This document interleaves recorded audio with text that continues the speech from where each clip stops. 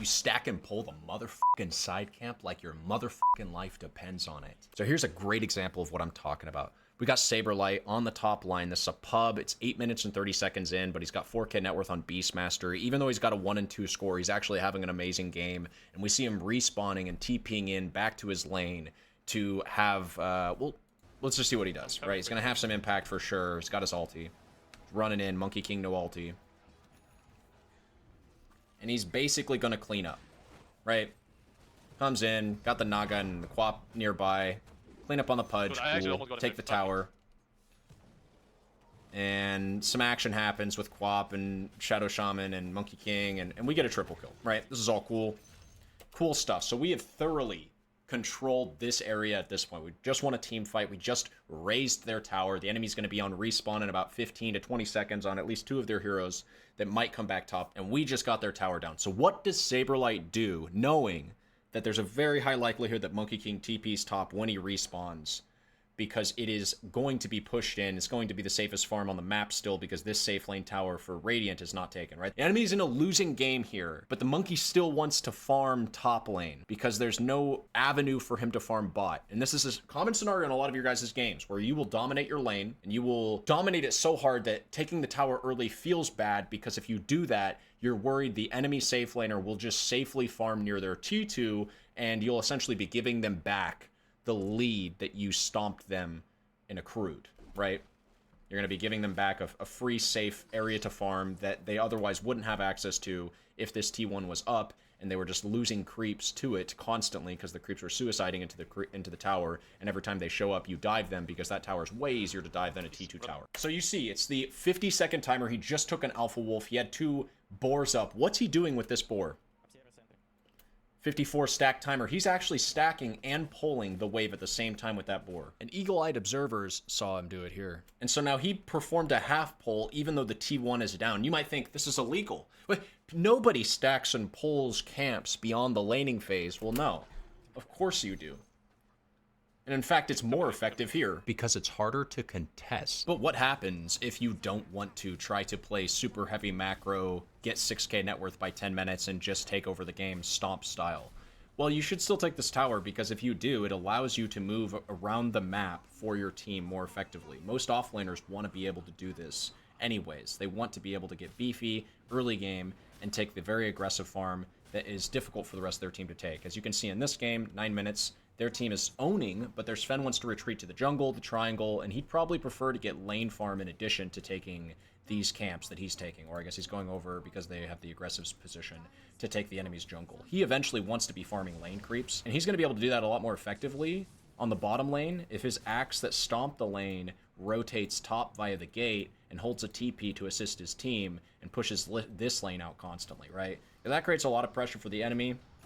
It opens up the triangle as a much easier rotation angle, because if Axe wants to, he can just walk right on down there and be to the fight. This is a really, like, once you've taken over this area of the game, especially at this moment in the game, it's kind of over for the enemy. So being able to play here, we'll just say it's like a bit of a death knell. But this is not the point of the video, right, that you can make these kinds of rotations. The main point of this video is that you can make these kinds of rotations, right? Is that if you own your lane hard enough, it opens up the map. It's map control. Map in Dota 2, much like in real life, land is a very finite resource. The map is not big enough for 10 heroes. Usually only about 5 to 6 heroes get to farm reliably on a Dota map at any given moment in time.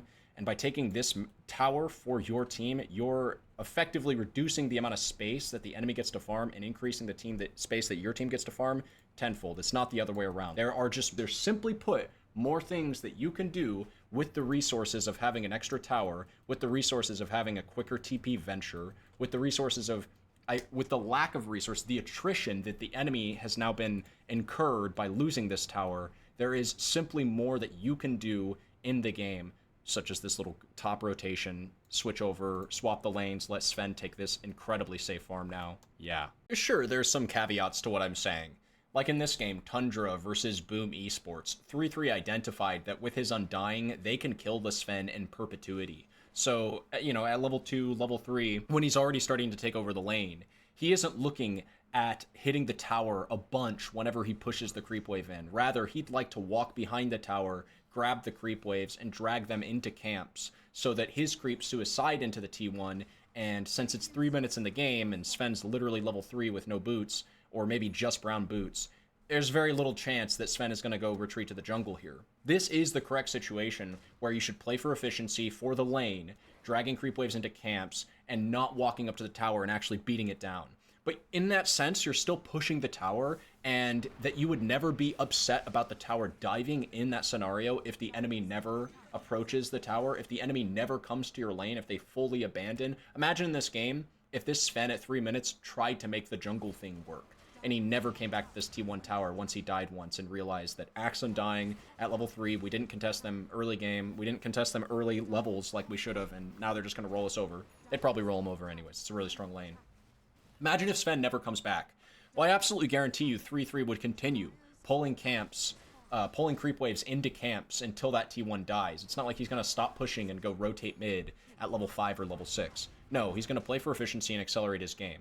And I think that's the essence behind what I'm trying to say. That you never look at the enemy T1 dying as its own obstacle. That you see it dying as only beneficial to your game. It gives your team like 200 gold each, right? You get like 1,000 gold team-wide bounty from just getting the tower, or something like, it's like 150 or something. You guys get like 600 or 700 gold from killing the tower.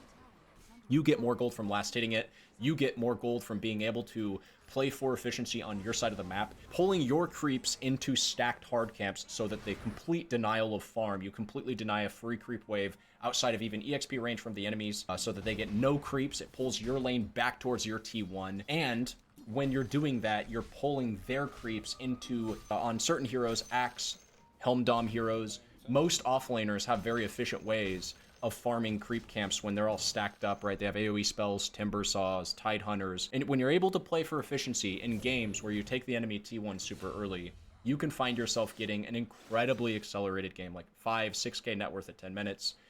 Which will allow most heroes in the game to translate that into, I don't want to say a win guaranteed, but like a very strong mid game that's hard to lose from, right? Most heroes in the game can turn... Wait, did you just see that?